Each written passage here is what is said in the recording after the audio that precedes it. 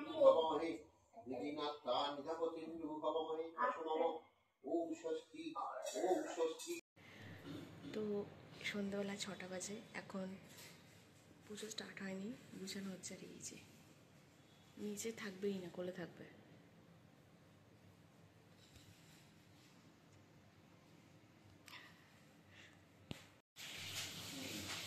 Actually ওখানে রান্নাবান্না হচ্ছে, তো সেই জন্য নিয়ে গেলাম না। তার পাশেই ঠাকুরের জায়গা করা হয়েছে, মানে ঠাকুরের যে ঠাকুর ঘর সেখানে, আর তার বাইরেটা রান্না হচ্ছে। হ্যালো এভরিওয়ান, সবাই কেমন আছো? আশা করি সবাই ভালো আছো। আরও একবার আমার নতুন ব্লগে তোমাদের সকলকে স্বাগত। সত্যি কথা বলতে, বাড়ির যেদিন কার্তিক পুজো ছিল আমি সেভাবে কিছুই করতে পারিনি, কারণ একদম নিউবর্ন বেবি আমার, মাত্র কয়েকদিনের। তো ওকে নিয়েই সারাদিন মোটামুটি টাইম কেটে যেত। পুজোর কত কিছু জোগাড় করার থাকে, কত কিছু নিয়ম থাকে, সেগুলো আমি কীভাবে পারবো? আর বাচ্চাকে মা ছাড়া অন্য কেউ সেভাবে দেখতে পারে না।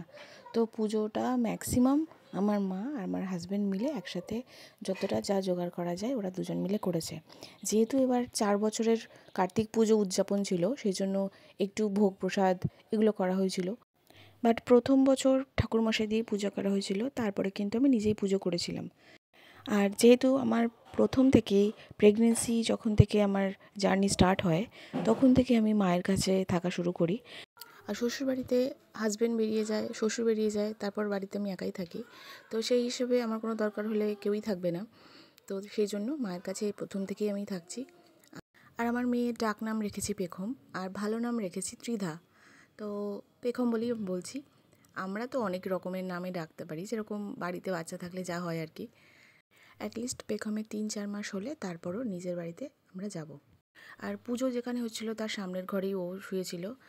ঘণ্টা কাসর সবই বাজছিল, কিন্তু তার মধ্যেও ও কিন্তু ঘুম থেকে ওঠেনি, ও ঘুমিয়েই যাচ্ছিল। আর এখানে যাকে দেখছো, যিনি চেয়ারে বসে আছেন, ইনি হলো আমার পিসি শাশুড়ি।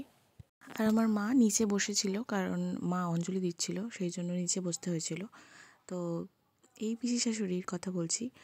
যখন পেখম হয়, যতক্ষণ না বাড়িতে আসে, পেখমকে দেখার জন্য খুবই আর কি আকুলি বিকুলি করছিল যে কখনো আসবে।